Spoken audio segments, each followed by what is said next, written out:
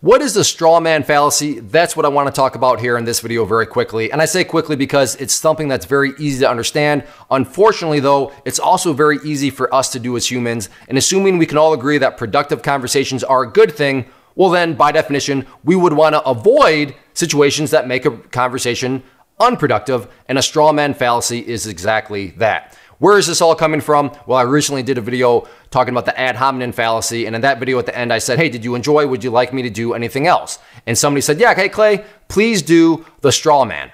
Now, the nice thing here is I found an image that I think really encapsulates what the straw man is. And it does a good job of I think at least making it that's much more clear on what's going on. But let's just first start off with the definition: arguing against a false or distorted version of someone's actual argument. And there you can see, the scarecrow and the person talking to it. So point number one, a scarecrow is a misrepresentation. It's a distortion of a person, right? I don't think I need to say anything more. The second part is maybe a little bit more hidden. Let's say I tell you the story, I went and I shoved over a scarecrow. You're gonna say, like a scarecrow made of straw? Yeah, I shoved it over. They're gonna say, okay, what's your point? And why would they say this? Because that's not impressive. That's very easy to do. And that's how it works in the world of debating or having a conversation. Is if you want to score kind of a moral victory for yourself, let me make myself feel good, then hey, let's win an argument. Let's be right. So if you set yourself up a straw man that's easy for you to defeat, then it's easy for you to say, see, you're wrong, I'm right. And then you can go on and you can feel good about yourself. And that's just basic psychology, right? We want to feel good about ourselves as humans. And if you can give yourself a nice victory because I'm right, you're wrong, well then that's a quick way to do that. So how does this all play out in the real world? All over the place, happens all the time, but one of them would be when it comes to the topic of abortion. Now, I'm not making a claim one way or the other. If you want to state your claims down below, then go for it. But I'm just using this as an example of where you see strawman arguments always taking place, and it happens out there all the time. So the first one we need to focus on is this, the pro-choice. So what is the pro-choice going to say against the other team that makes them seem like, okay, yeah, that's an easy argument for me to win? Well, the pro-choice is going to say, you want the right to control someone else's body. Now think about that. Controlling someone else's body, that's a bad thing. So that makes it easy for the pro-choice person to say, yeah, you want to control somebody else's body, therefore, I'm right, you're wrong. Right? That's not very difficult to battle against. That's an easy argument to win. If you're making the claim, yeah, that other person, they want to control other people's bodies, and controlling other people's bodies is bad. Therefore, I'm right, they're wrong. Oh, yeah, no, I would agree.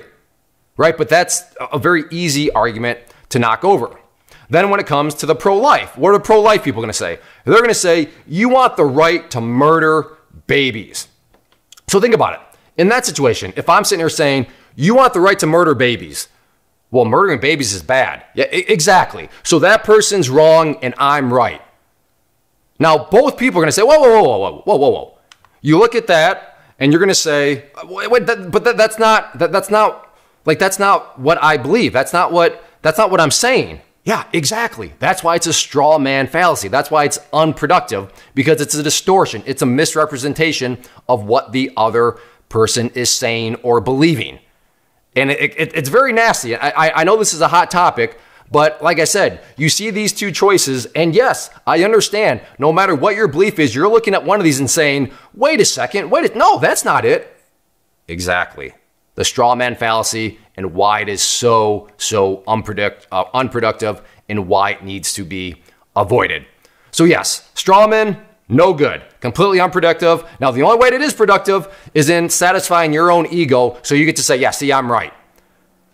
But that's not actually overall productivity, because that's not leading anything to, finding some sort of middle ground, making progress in a conversation, and, just whatever the topic may be.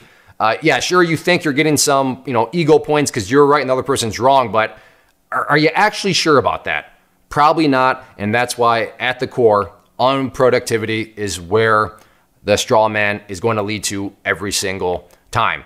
So once again, I asked this in the ad hominem video, and I'm going to ask in this one too. If you enjoyed, if you would like for me to continue to do these sorts of videos, let me know down in the comment section. Give me some other ideas, and I will consider any sort of ideas that you throw at me down in the comment section. So yes, in the spirit of having Productive conversations avoid strawman arguments. First off, thanks so much for watching the entire video. Real quick, before you go, I want to invite you to a live webinar, web class, training, workshop, online event, whatever you want to call it, but it will be me live revealing to you what I've discovered that has allowed me to transform myself from being an employee to being my own boss, including how I had only one losing day out of 73 days in total. I'm going to cover 3 keys that have helped me unlock profitable consistency within the markets. The first key is super weird, but in a productive type of way. The second key is super awesome because it quite literally is wired into our DNA as humans, making it very easy to use. But in a cruel way, this becomes a pitfall for many traders. I'll explain it all though, including how to avoid the pitfall that it creates for some. And yeah, the third key, when you hear it, sounds way too good to be true, but it's not, and I'll show you how it all works. Then at the end, I open it up for a question and answer session that is, again, totally live. Even if you can't make the live session, please still sign up as it will be recorded, and you can go back and watch the replay that I will send you. Click the image on the screen or click the link down in the description box so you can get the date and time and claim your spot, which I should note is limited due to the fact that this truly is a live event. If you have any questions, let me know. If not, I'll be seeing you soon.